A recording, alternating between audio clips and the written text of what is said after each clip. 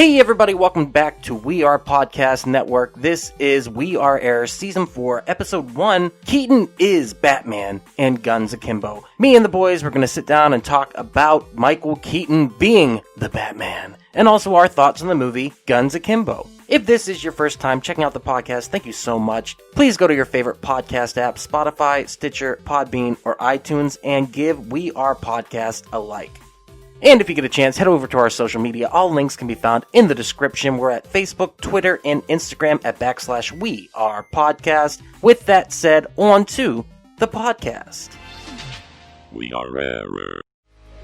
Hey everybody, welcome to the We Are Air podcast. This is Duck. I'm here with Dig. And Javi. And what is the We Are Air podcast? The podcast where we talk about movies, entertainment, whatever the fuck we want to talk about. And we also drink. We are getting drunk via Zoom meeting, having a good time. Yourselves. Late night, whatever, Hobbs. Have a drink with us. Clink. Cheers. All right. Nostrovia. What do we talk about in the We Are Air podcast? We talk about movie news. Movie. Goddamn. Get it, Jake. Do it again. Movie news. Widdly wop. I love the Widdly Literally wop. fucking wall. I missed them so much. So let's talk about the biggest movie news that we haven't hit on yet. You guys already know where I'm going. No movies are coming out this year. Well, no, you're right. No movies are Close, coming out close. this year. Yeah, I thought that also. But for movies for the future, Michael Keaton is Batman. Michael Keaton He's is coming always back. been Batman, though. We Always determined- has, always will, period, done. We Yep. said this in the Best of Batman cast. You can go back and listen to the Best of Season 3 when we talked about Batman. Both Javi and Jake said, Keaton, period, done. No, How does no it feel to question. know that Keaton might be coming back to It feels- the Cape and Cow? It feels great. I really wish that it was in a standalone movie instead of with Ezra Miller as a Flash, but, I'll take Keaton Batman where I could get it. No, good sir.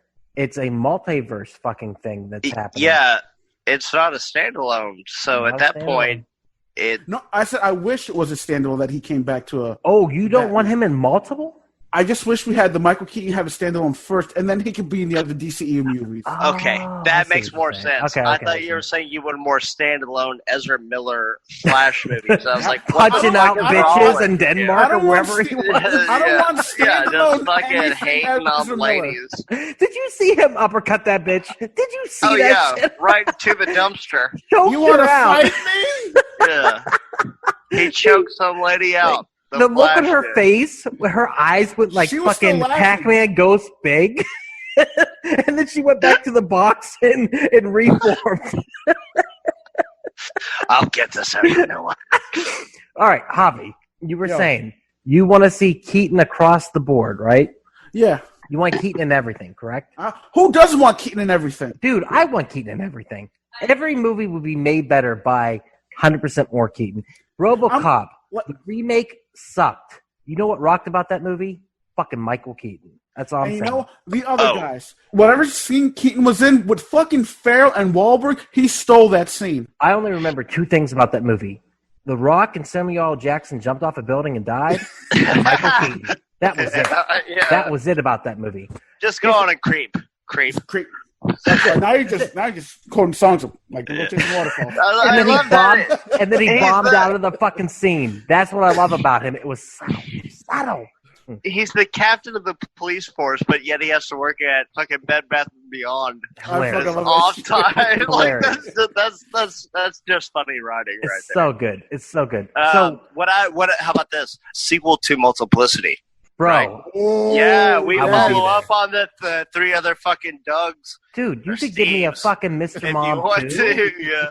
Give me Oh, a Mr. yeah. Mom too. I don't even care. I want 100% Well, more. no, Keaton. the only way you're getting Mr. Mom 2 is if fucking Ashton Kutcher signs on for our fucking reboot, a soft fucking reboot of Mr. Mom. Like, there's nowhere else that Mr. Mom 2 can go from there because it's like Mr. Grandparent goes Mr. Grandma. I don't know, like, what's going to happen with this one, but What about Beetlejuice 2? Do you guys want to see Beetlejuice? Oh, well, all right. This actually. we talked about this, right? Here's the thing. Not Beetlejuice only 2 was going to be a thing. Well, It no, was. it's going to be Beetlejuice goes Hawaiian. goes Hawaiian, Kevin Smith was asked to help rewrite it. To which he said, "Didn't we say enough with the first Beetlejuice?" And I think he's Yeah, right. We said everything we had to say. Yeah. Here's the thing, though. Not only are we looking at Keaton, but we might also get back Burton to the Batman universe. That is the rumors that's happening right now. The idea would be to bring back Keaton in a multiverse, which they've already done on the Crisis crossover on the TV shows. Yes. But to bring him in and make it even bigger. And now there's rumors that he actually filmed scenes for the Crisis show, but they saw the opportunity to bring back Keaton and make this bigger and better in a cinematic way. And we know Keaton would be on board for this because a couple of years ago he gave a speech at a university where he ended with, "I am Batman." Keaton is Batman. We all want to see this. Right. But on top of this, not only is there talk about bringing Keaton back, Batfleck might be coming back also. Seeing as they're doing the Snyder Cut on HBO, there's talk about bringing him back and having Robin Pattinson also. So we might have 3 Batmans. And on top of that, there is talk about the 3 Jokers that has been going around for a while, having 3 separate Jokers in the cinematic universe at this time also, with talks of making Johnny Depp the 3rd version, with Jared Leto, or as we call him, Jared Pedo, having Joaquin Phoenix, and then having Johnny Depp come in as the 3rd Joker. 3 Batman, 3 Jokers. How do you guys feel? Ditch Jared Leto, then we could be good. That sounds Pedo, awesome. thank you, good sir. Pedo. Okay, so I haven't heard this news yet. You hadn't heard that? About him being a pedo. But so what I read was that the Ben Affleck thing coming back to HBO Max, that's the way he's coming back through the Snyder Cut and everything, is that was all just hearsay, and that's not going to be an actual thing. Aww. I don't know that for certain. Yeah, that sucks because I really do like him as Batman in Batman vs. Superman. And I will go to bat for that movie. Nice. But I really do like that movie a lot. So, I don't know. I would love to see him back in the role. I don't think it's going to happen. I look forward to the future. And yeah, with the Crisis on Infinite Earth thing, that's what I think I mentioned to y'all earlier in, a separate thread that we did, was with the Batman coming in and that being the Flashpoint that we're getting as opposed to Thomas Wayne, and we all want Jeffrey Dean Morgan to play yeah, Thomas we do. Wayne, Bring right? me some fucking Negan, nonetheless. And he fucking fits it so perfectly. He is already established in the universe as Thomas Wayne. It would be great. What if they do that? What if they do the Jeffrey Dean Morgan one, and then at the end, Michael Keaton is still his son? And yes, they and at cross the end, paths in the future, or right? whatever Right. time. Do it. Do Yes. it. Yes. That would be amazing. That would be fucking on point. I like that a lot. What do you think about Jeffrey Dean Morgan and the Keatons? Is that like the Gary? I fucking love it. It's a great fucking idea. And I like how you said like the Keatons, like he was half of a family on Family Feud. Well, you got the Keaton family. then you got Diane there. Are they related? No, you that's got not even his Buster real. and Michael. That's not even his real last name. His real last name is Douglas. But the reason he didn't go with Michael Douglas is because Michael Douglas was already there from Michael the Douglas Douglas. clan. So he went with Keaton. Did you know that Michael Keaton... I would have never guessed that. That's Did you crazy. know how Michael Keaton got his start? Mr. Rogers' Neighborhood. He's from Pittsburgh, Pennsylvania. He started as a PA on Mr. Rogers' Neighborhood. And now he's making millions of dollars to come back as the best. Started as a PA in Pennsylvania, PA. That's fucking crazy. That was actually difficult to say, and my drunken self couldn't. All right, restart. Michael Keaton coming back 30 years removed from the original 89 Batman. Michael Keaton in the Cape and Cowl. What do you guys want to see? I want to see Batman. Batman. I just want to see Batman, too. Because he is Batman. He's Batman. Batman. He's Batman. Hey, you notice I didn't even plan this. Usually I sit in front of my Star Wars wall. I'm sitting in front of the Batman wall tonight. Yeah, fuck yeah, dude. You knew we were talking about it. What do we want to see? Batman across multiple movies? Do we want to see the multiverse? Do we want to see him chilling like Batman Beyond and he's sitting back? Do we want to see him in the Cape and Cowl again? What do we want from this? I want to see a big screen adaptation of Crisis on Infinite Earths. You take in all the characters that they already got from the DC CW universe, the Arrowverse or whatever the fuck they're doing there now, the Flashverse. I don't know what the fuck they're calling it now. I think it's take the all those Flareoverse. characters and say, yeah, right. I don't know what that means. Take all the same people and just expand it, just do it bigger. Because I mean, there's only a handful of people that actually watched this giant crossover that was supposed to be monumental at some point, but nobody watches regular TV anymore. But they can take that and adapt it, just like the Jim Lee storyboards for Justice League that we never got to see, who, you know, he did a layout for all 3 Justice League movies that were supposed to be in the DCEU or DCU. I don't know what the fuck they're calling it anymore. But yeah, that Deku. And just to kind of, but to kind of see that like play out with Green Lantern and Darkseid and all that. Yeah, so I heard a rumor that they're talking to Ryan Reynolds about bringing him back as Green Lantern for this shit also. And that's also part of the Snyder Cut that they're talking about for the Justice League movie. Yeah, the whole Deku universe, or whatever we're calling it, the conversation is that they bring in everything and don't deny anything. And that's kind of the Grant Morrison take on Batman, where Grant Morrison, whenever he took over Batman, what DC did was they went to the New 52 on everything. Everything restarted except for Batman. And what they did was they went, well, how can we deal with Batman? Let's give it to Grant Morrison, one of the most defined comic book writers in comic book history. And he did whatever the fuck he wanted to do with it. And his take on Batman was everything exists. Nothing is undone. Everything that has ever happened in Batman's history is canon. And he took that and he created a run based upon that. That's what the Deku, or whatever we're calling it, is planning to do. They're going to take Batman and say everything exists. We have a multiverse.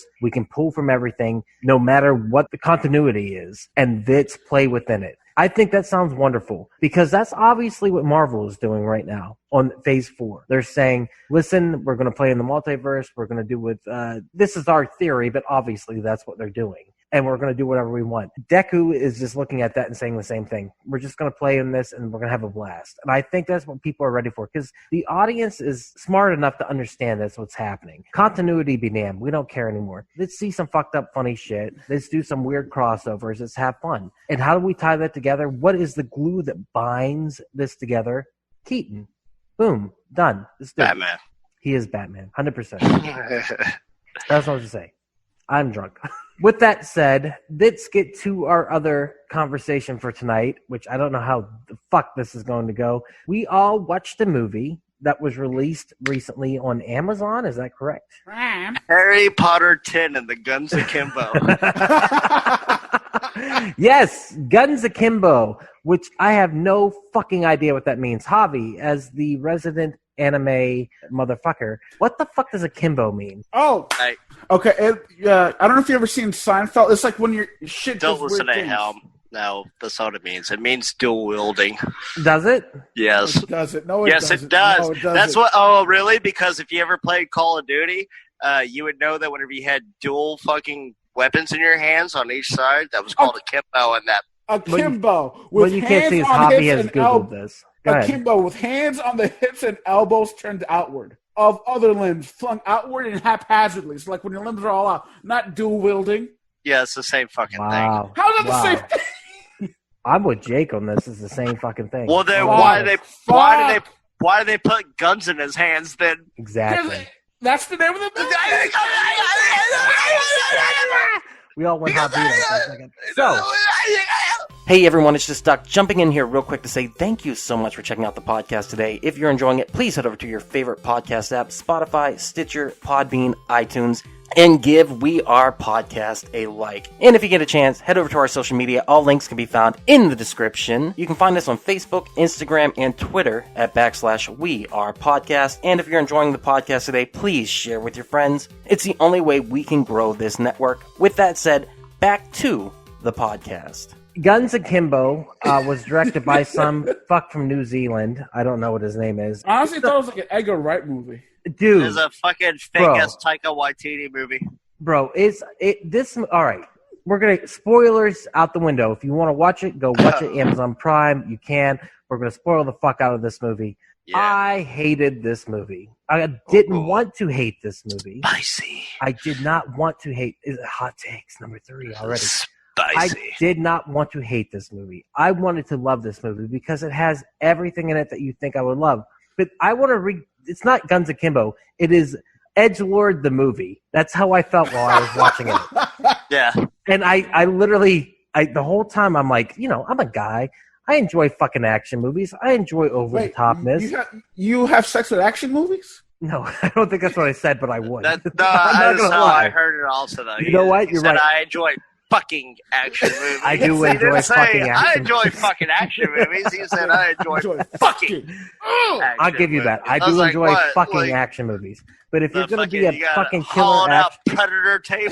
if you're going to be a killer action movie, though, you need to be. And this movie, while it is kind of meta commentary on itself, and I saw that, I'm going to give it a 60-40 split. 40% of it I fucking loved. But 60% of it, I was rolling my eyes in the back of my fucking head while watching it. And that pisses me off. How about you guys? Did you love it or hate it? I liked it. Liked it. I liked it. You liked it. What does that mean? Like, I enjoyed it. I didn't hate it. I liked it. I thought it was good. Jake, how about you? I was ready to just say, how much time you got? Yeah. No, we got time. I give it like maybe a 6. Yeah, out of 10. It's not great, and that's the problem. All It's fun. It's fun. I didn't expect much from it. It's a shoot 'em up, fucking bang bang, fucking movie. It doesn't take itself too seriously. But within that, it could have been better. All right, let's talk about. I'm actually going to pull up the director because he does deserve his his dues here. So let me find out what this guy's name is. Please shit all over him. No. Because I'm going to tell you the truth. I think this guy's got a Marvel movie in him. He's got something great coming our way eventually. Jason Leigh Howden. And the reason I say that is he made a movie that me and Jake watched about 5 years ago. He's got a Marvel movie coming in him? No, he does. He's got the James Gunn where like he deserves better, but he hasn't got what he needs to do yet. What movie was this? The movie he did was called Deathgasm. It was a callback to the 80s metal movie. And if you don't know about this, in the 80s, small 80s bands used to make these fucking hardcore horror movies that were totally outrageous, totally out there. And Deathgasm is kind of a love letter to these movies. And Deathgasm is not a bad movie, but it's not a good movie either. And when we watched it, we enjoyed it, but I would give it a 5 or 6 too. Like, I would never want to go back and watch it, but there were scenes in it that were enjoyable. Would you agree, Jake? Yeah, there's definitely, I don't want to watch this over and over factor, but like, I can enjoy what I'm watching at the time being. Right, because you can see if that makes any sense. It's paying homage to those and the Evil Dead and the slasher horror gore genre of the 80s, and is playing into the satanic aspect of it. And so, like, as a movie, you appreciate what it's doing, but you want more from it. And for me, the third act in Deathgasm kind of buys it back where his friend turns into the devil himself, and then he fights him. And I'm like, that's fun. It's so ridiculous and over the top that it's fun. That movie works not when it's staying on par with what's going on in the movie. When it's following the script, it's not good. But when it takes tiny little excursions away from the script, that movie's fun. This movie is the same way. This movie is so paint by numbers with the script, you can guess everything that's about to happen. Every person that was a villain was a villain. Every person who was going to double cross, like the other police person, you knew from the beginning. Whenever there's the turn in the third act where he gets shot up and you find out he was wearing the fucking bulletproof vest, everything is set up. The foreshadowing is too great in this movie. It's so on the fucking nose that you see every turn happen. There's one point. It's the boy who lived. Do you think they're going to kill the boy who lived? They should have. No. They should have. That's all. Well, yeah. Then he should have killed a Rob Zombie and killed Private Ryan. Bro, it was so paint by numbers, and that's the problem with this fucking movie, is you see everything coming from a mile away. So yeah, it tried to be really edgy, and the vibe that I got from it, it was like a mixture of Edgar Wright. It's Edgar Wright meets a fucking I would say Rodriguez movie meets a fucking, like, it's 10 years too late. Why did you not do this movie 10 to 15 years ago?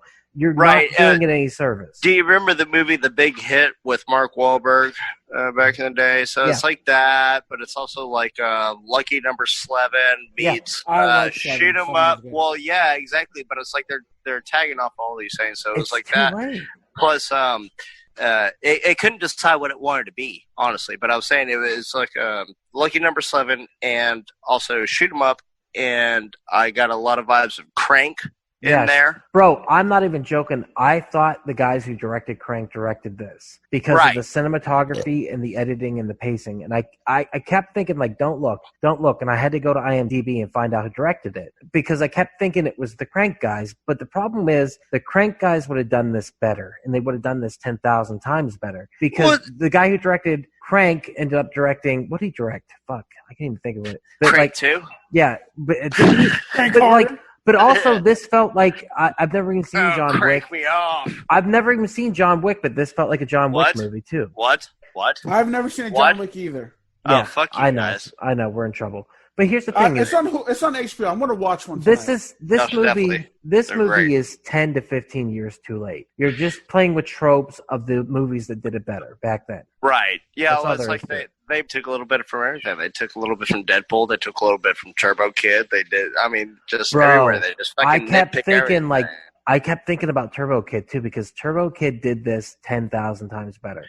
So, Javi, I don't know if you ever saw Turbo Kid. You need to watch it. It is Mad Max on a bike, and it is worth your 2 hours to watch. It is one of the funnest fucking independent films I've ever seen. And you would love it. You would love it, Javi. And I kept thinking about Turbo Kid because this thing had like 10,000 fucking production companies at the beginning of it, which makes sense. But I wanted to love this movie. That's shit, this is on Netflix. Yeah. Dude, Turbo Kid's the shit. By the way, everyone go watch Turbo Kid if you're listening to this because you're not going to regret it. Real fucking good. Probably don't watch Guns Akimbo because it's not great. Okay, so no. I will recommend it. Please, like at least give it a try. It's good through a watch through. It's not something that I want to watch religiously. But if y'all want to, there's something that I want to get into. Okay, let's get into it. So Kimbo Slice. Jake has been chomping at the bits to talk about how he feels about. I'm pouring more, by the way. Champing at the bits to talk about his feelings in this movie. Jake, tell us what you thought about Kimbo Slice a Guns. What? I don't know. Kimbo Slice. Remember he was UFC for a while? I know Kimbo Slices, but a Kimbo Slice. I will recommend this for people to watch like at least once. It's not something that I'm gonna watch religiously. Like I said, I'll give it like maybe a 6.5 out of 10. Yeah. It was fun. Like I said, it was Harry Potter and the Tale of Two fucking Guns screwed to his hands. Yep. But I had a lot of problems with the third act. Like whenever, especially, so Nyx was essentially Deadpool. Like they gave her all the best lines. She had the best fucking scenes in it. The funniest shit to say. Especially that scene whenever she hops up the school bus with the Gatling gun, and she's like, "No, I'm gonna kill him if anybody's gonna kill him," And then you start playing some fucking happy ska music and shit. I was like, okay, I did like that. Yeah, I did like that. Like I said, it's a 40-60 split. They did a lot of stuff like that I enjoyed in the movie. And at the beginning of it, you're like, oh, this is totally up my alley. They're bringing back, like I said, they're playing to the tropes of like Edgar Wright or Robert Rodriguez or like things like that from back in the day. But then you start to realize like this is a bad copy of those movies. And it would have been fun, but you're overdoing it. And also, everyone is terrible in this movie except for Daniel Radcliffe and Nyx. That's it. Who I thought looked like the girl from It's Always Sunny in Philadelphia. I honestly thought that. Is that D? I thought it was D. Check it out. Look, this chick is fucking awesome, though. That's Samara Weaving. She's the chick from The Sitter. Remember the babysitter? Yes, she was, and we loved that movie. Yeah, and I enjoyed her in this movie. I think I did also. She was great. You could tell whenever it gets towards the end of the movie that they really fell off on what the fuck they were doing here. The scene where she gets her 2 fingers blown off, is in the third act. Is at the climax. But what she said made me laugh. She said made me laugh whenever she goes, "There goes fun on a Friday night," or however she said it. That was hilarious. That was a great line. That's why I was like, dude, this bitch is Deadpool. This is female Deadpool. Okay, but they take the fucking fingers off, right? She gets that fucking hammer, and she's like, by the power of grade school, after she fucking snorts all the meth. Okay, if you look at it, her fingers are still there across the hammer. There's no way she's holding it. Also, at the very end, she's dual wielding those fucking MP5s. There's no way that that's fucking happening. So they kind of fucking neglected the fact of their own movie that they did something and they just kind of like, oh, it's just for shock value right there. I don't know why that bothered me so much, but it's like, I almost believe this movie. Well, that's the thing. I'm just playing. That's the thing I don't like about it. So unbelievable. You have to realize you're watching a fucking cartoon at the beginning of it. And right, but I'm just saying, like, okay, so, but that was one of the main factors they threw in at the end is he shoves the middle finger down the guy's fucking throat. Okay, right. So if they're going to make it that way, just at least have the patience while you're editing the movie to go, well, she's already missing her 2 fingers here. Why are we going to show her holding the hammer with the 2 fingers still there after they're already blown off? And then on top of that, there's no way she's firing another gun that way at all. It would have to be bolted into her fucking hand. And that's so fucking petty and ticky-tack for a movie that's supposed to be fucking fanciful and fucking footloose and fancy-free and everything else, but did not like that aspect of it. But the continuity in this does not work, and that's the problem. Right. Continuity, and this does not work. That's the bottom line. Because Stone Cold said so. You really have to go back to the beginning of it, and it introduces itself as like, okay, this is unrealistic. I did like the social commentary. It was trying too hard at a certain point, but I did love the fact that they had the feed from what's it called? What was it? Skrillex? What was the thing called? Schism.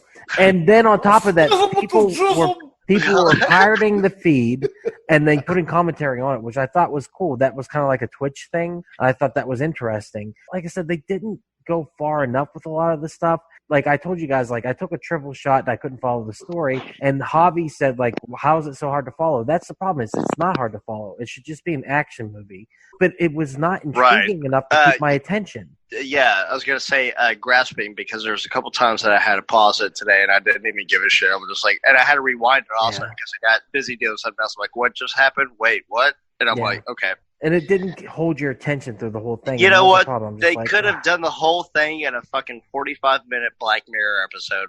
Agreed. They were stretching for time. And that's what it felt like for a lot of it, where it was like, oh, they added this scene because it seems like it would be cool to do, but like it adds nothing to the story. I literally felt bad for Daniel Radcliffe because I'm like, he's the only person in this movie who gives a fuck. Because everyone else knows what movie they're in, and he doesn't. Because he's giving it his all. Did he get producer credit for this movie? Because it feels like it would have been one of the movies that he had probably produced just because he really wanted to be this character to break away from the Harry Potter role. And you know that's what I'm the saying? Thing is, they always take these daring roles. Right. You look at fucking Clive Owens, you know, who did and that's what I keep drawing as Shoot 'em Up.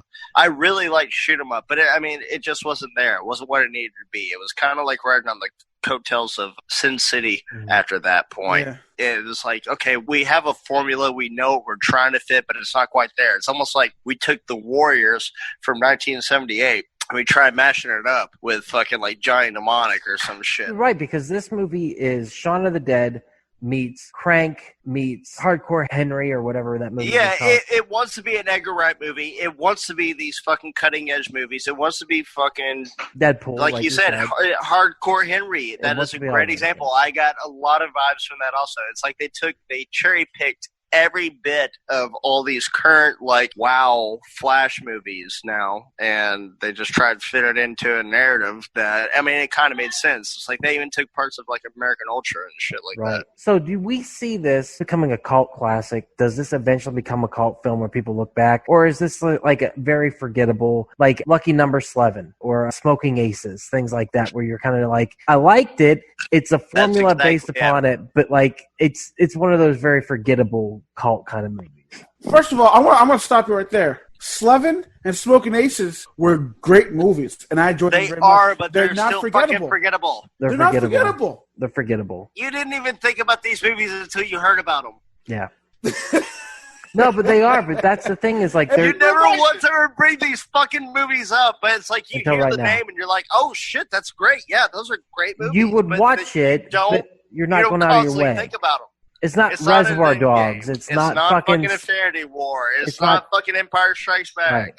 Right. It's in your DVD collection, and you think on a Sunday once every 3 years you might watch it. That's what it is. you're going through your alphabetical titles that you have set up across your DVDs, and you come across Lucky Number 7, and you're like, holy shit, I haven't seen that in a while. Maybe I'll watch that. Right. And then exactly. it's like, oh, there's Tombstone. And which one would you rather watch, Lucky Number 11 or Tombstone?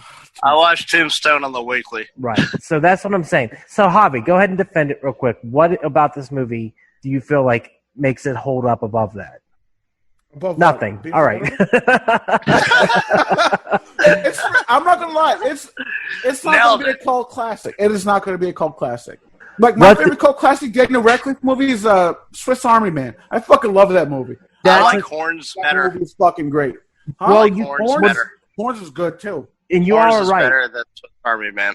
Radcliffe is. I wasn't trying to make it a competition. No, and but then you were you're just both like, right. well, my pick is better than your pick. I was just saying they're both good. Why can't we just let those bygones be bygones, Jake? There's no need to bring in a competition in this one. Why are you getting so upset for Daniel He's so Radcliffe? bored. He's so bored by this fucking movie. He's trying to argue another movie. That's how he has nothing for this movie, and that's exactly. what I'm trying to say. Yeah, you're not defending any points about this movie whatsoever. I'm not. I never went into this defense. I liked it. I know you two. Fucking hate I it. will defend something though. Reese fucking Darby, Who's that? Who's the hobo, the crackhead. That guy stole the fucking He was movie. the best part of this entire fucking movie. Everything, he was the best part of it. I thought he was Rhett from Good Mythical Morning. I don't know if you guys watched that or Good not. Mythical Morning? Yeah, Good Morning. Oh yeah, I know what you're talking about. I thought he was Rhett from that, but like that guy was hilarious. Everything he said was hysterical. He's from Flight of Conchords. Yeah, he was awesome. That's the werewolf, not the swearwolf on fucking Oh, he killed it. Shadows? He was The Shadows? amazing. He was amazing, and he made me Yes, laugh. man, and laugh he and was the laugh. boss. Dude, oh my god, that was the best fucking I part. wanted to watch Hobo the movie after that because he killed it. He literally, like, everything he said, everything he did, the cross eyes, like, he was hysterical. And when they kept cutting back to him later in the movie, I'm like, sold. Hobo the movie. Give me that. Okay, so that was also another fucking deep cut thing that I was going to mention. It was whenever they're all they show these scenes of people watching the schism going on, and they cut to the fucking homeless dude there, and he's got this portable TV, but then they show one screen, and they show that the screen isn't working at all, that he's fucking tweaked out his vibe, and he's acting like he's like, oh, hello, like the entire time. But I don't think that many people caught that because they kept cutting back to him looking at the TV, and he's reacting to everything that's happening like, no! But there's one shot that they show that the fucking TV isn't even working at all. Like, I didn't see that. That's just hysterical. Like, yeah, I think subliminally I saw it, but I didn't think anything of it because I was drunk and I was just like, it's gonna. Because I literally, by the end, I was like, let's get to the end of this. I did like the villain though too. I thought he was fun because he was so over the top. He tried chewing up the scenery. Okay, so this guy was his name is Ned Dennehy. And he was in the movie Mandy with Nick Cage. That's why I fucking know him. I was like, I fucking know this guy. Who was the bald guy that he ran into at his job? Was that Vinnie Jones? It looked like Vinnie Jones to me, but it wasn't Vinnie Jones. Did he look familiar to you guys? No, Vinnie Jones would do something like that. Anyhow, all right. So well, I mean, it is an Edgar Wright movie, so he might be in it. Yeah. He was the Guy fucking Ritchie juggernaut, directed bitch. this. That's what's going on. Yeah. What was it? Jesus. What were you saying about this bad guy? I mean, he was in Not Another Teen Movie. Was he? Vinnie Jones. Vinnie Jones was. I don't know, man. I can't. And he wasn't. I was thinking Euro Trip. Here's the problem. This movie does things where it's like, that's fun, and then it immediately loses all credibility in the next scene, and then it'll buy it back, and then it'll lose credibility, and then it buys it back, and it's like I literally felt ashamed for watching it as I'm watching it. I'm like, oh, that's great. Oh, fuck. Well, oh, that's really cool. Oh, no, not that. You get like 2 minutes of exposition where she tries to tell Daniel Radcliffe how to fire his gun, even though she's trying to kill him, and he's like, oh, okay, and then all of a sudden he shoots her in the arm. And then it's like, you see the foreshadowing a mile away whenever her dad gets killed, and it's like, oh, you got a bulletproof vest, how good did that do you? And I'm thinking to myself, like, why don't you just fucking take it off and put it on? And then they show the scene later, and that's exactly what fucking happened. That's what I'm saying. Paint by numbers. Everything's paint by numbers. Right. Except for the end, where he obviously died. And then we're like, no, we're going to franchise this shit. And how he's back. Fucking let him die. Like, you're not getting a sequel to this. No one's calling for a sequel to this. And here's my problem. I think the director... Here's my calling card.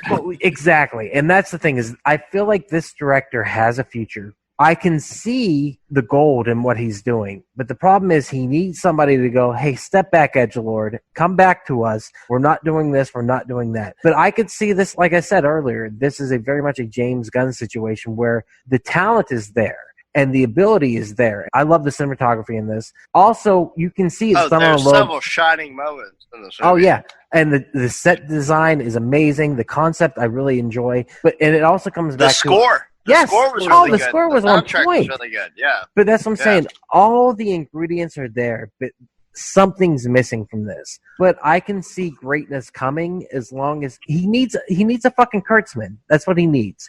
This is a Lucas. He needs a Kurtzman to come in and be like, maybe we don't do Ewoks, and then he doesn't get fired. This guy needs somebody to keep him in The main check. thing is you don't give a shit about any of the characters. There's no character development at all. It's just like he's just the prototypical, like, oh, I work in a shitty job, and this is my life. Now I'm dusting this fucking heavy action scene that I can't comprehend with my girlfriend who used to be my girlfriend, and I'm trying to get back with. Like, it's so stereotypical, like hitting all these fucking beats that they think they should. What the fuck was that? But at the same time, if it wasn't Radcliffe, I wouldn't care at all. He was the only one who gave a fuck about this movie.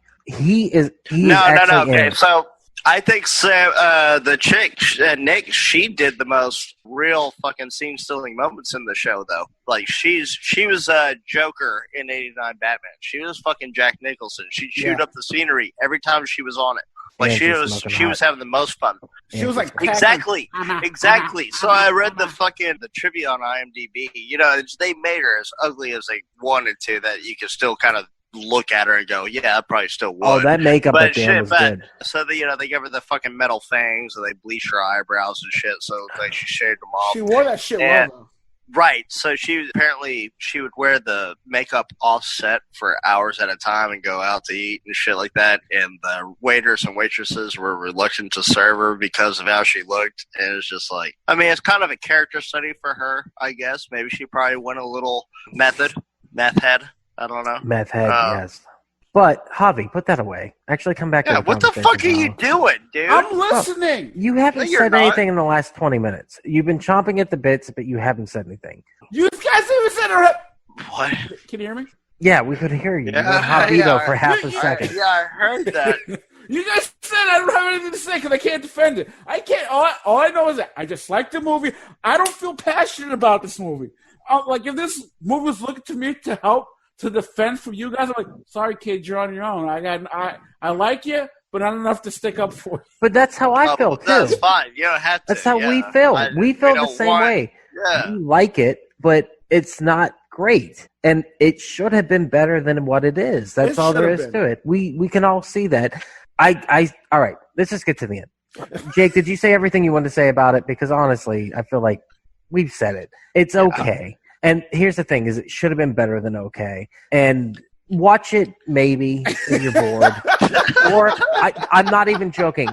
Drink or get stoned and watch it. I think you have to be. I think you have to dampen your fucking synapses. I was just high a when I little bit. saw it.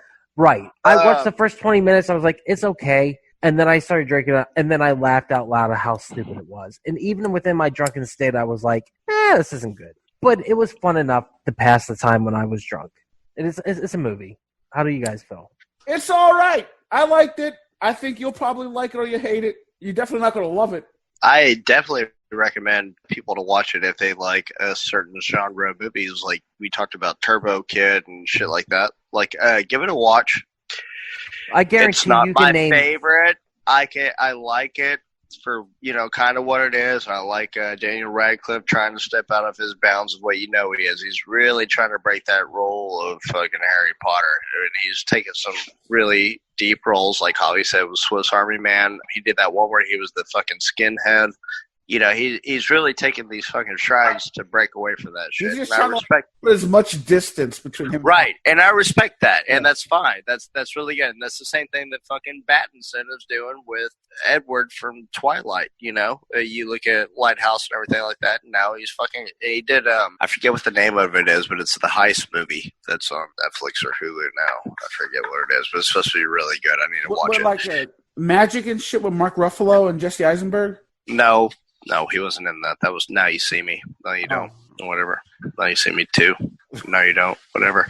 But either way, right there, you said like what more low key stuff. Like that's the thing is this is a little bit low key. Go watch Turbo Kid. Go watch Kung Fury. Go watch. Yes. You know what I mean? There's better stuff out there than this, and this should have been a great. I guess if they were going for paying homage to like movies from the early 2000s or that fucking edgelord stuff, like this just could have been just so much better than it was. But like, but I will say this: like the feeling I got from it, like you guys were comparing it to all these movies, and rightly so. But the one movie it's not a movie. I kind of got like remember the trailer for Free Man with Ryan Reynolds? Oh yeah, I got the feeling from that movie just from that trailer. This is a video game movie. That's why we said I know Crank. It's a video game movie, but like, go watch Crank. Go watch Crank 2 for Christ's sake. Crank 2 is better than this. Even watch fucking Gamer. With that Munez in it, huh? Yeah. That's what I'm saying, man. Yeah, there's better Gerard versions. Butler. And here's the thing. I love movies that are not based on video games, but I love movies with video game logic. This has video game logic in spades to the point where you hear the sound effects from video games. I hope that it gets its due. I hope that it finds its audience. I feel like it deserves that. But as a movie, it could have been just a little bit better. But like I said, I have faith in the filmmaker, and I think he's got great stuff coming our way. And I think that this is worth a look in retrospect. We'll look back at this and go like, we saw the seeds of greatness, but this just does not hit the mark that it was supposed to hit. Right. But this could be the next Christopher Nolan for all we know. Yeah, I hope so. I hope not Christopher Right, Nolan, most likely not. Yeah, he's not Nolan. He's not Nolan. Is Christopher Nolan even Nolan anymore? That's a debate for another time. Not Nolan? Tenet, motherfucker. Tenet, I know, it's coming. Dude, Tenet's gonna fuck us. Tenet's gonna Tenet's gonna be like that fucking crazy white trash pussy Javi's never had before, but it's gonna come in and fucking do things to you, good sir. Oh, it's gonna work you. It's gonna work you. So they pushed the date back from July 20th to August 12th, but they're saying it's a $1 billion movie. That's why. Theaters only also. Did you guys know that Studio Movie Grow is right now showing free movies just to get people to come watch movies? They're showing classic movies. I did know that. Yeah. Dude, if we're all clear of COVID, we need to go. I told you they're showing Goonies there. Yeah, I know. We need to go. If I'm clear of COVID and you guys are clear of COVID, we need to go. We need to go. Good. I'm fucking ready. Let's go. So with that said, Guns Akimbo, watch it or not watch it. I'm going to say watch it. Javi, what do you say? Watch it, but you're going to wish you were watching something better. Jake, what do you say? Watch it, but you're going to wish that Javi was being truthful about what he said because he loved this movie. He did. I didn't love it. Ass right now. While he couldn't stop texting while he was watching. He's like, "This is fucking great! Oh my god, Reese Darby's here!" The entire time. But I will tell you this: watch it, and whatever, have fun. Try it. Don't take it seriously. With that said, this is the first episode of Season 4. We appreciate you checking out the episode. We got drunk. We had a good conversation. We appreciate you checking out the episode today for first season of Episode 4. I ain't ashamed. I ain't ashamed of the fact that I'm drunk. Fuck it. I get drunk on the We Are Air podcast because I love you guys and I love drinking with you guys. So fuck it. I wish I could drink in person. Fuck COVID. That's all I have to say. Wait, what are we on? I thought every time we did this was an AA meeting. It probably should be at this point. Love you fuckers. Love you guys. You too. I love you guys. Let's fucking do this. Season 4, We Are Air. Cheers with your Cheeto, with your fake drink. Cheers, brothers. I love you guys. I love you. And this has been Duck. I've been here with Jake. And Javi, we're going to kill it this year, fellas. We're going to kill it. Let's fucking do this. And there it is. Thank you so much for checking out the podcast today. If you have enjoyed it, please do not forget, share with your friends. That is how we grow the network. And if this is your first time listening, head over to your favorite podcast app, Spotify, Stitcher, Podbean, iTunes, and give We Are Podcast a like. And if you've enjoyed this podcast, you're going to love the other podcast here on the We Are Podcast Network. We have We Are Bagu, a video game podcast featuring me and Dr. Ethan Eastwood. That's where we talk Atari to Steam and everything in between. Don't forget Heroes Gyros, a Dungeons and Distraction side quest. Me and the boys were sitting down, we're playing some D&D, we're having so much fun. You can go and start that from the beginning of the journey, Season 1, Episode 1. You're going to love it all the way through. And finally, I Hate Being Sober. Personal stories from epic people. I'm going to sit down with some of the most epic people I've ever met in this world, and we're going to talk about their life, we're going to talk about their trials and tribulations, and we're just going to talk about their journey this far. Head on over to our social media. All links can be found in the description. You can find us at Facebook, Instagram, and Twitter at /WeArePodcast. Also, head over to the Facebook group, We Are Era. We would love to see you in that group. And don't forget, if you've enjoyed the podcast today, share it with your friends. That's the only way we can grow this network. With that said, do not forget, support local comedy in any way that you can. We really do appreciate it. We'll see you next time.